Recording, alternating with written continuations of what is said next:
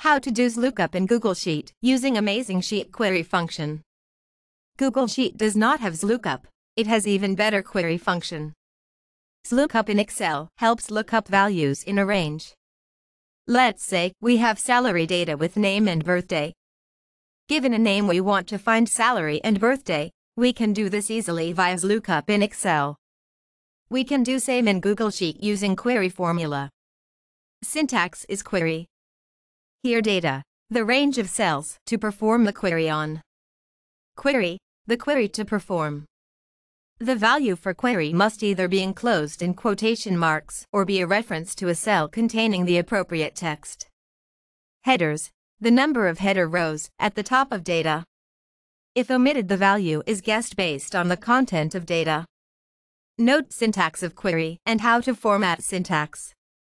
Play with real sheet and you will enjoy query over XLOOKUP. Hashtags XLOOKUP, Google Sheet, query. How to do XLOOKUP in Google Sheet using amazing sheet query function.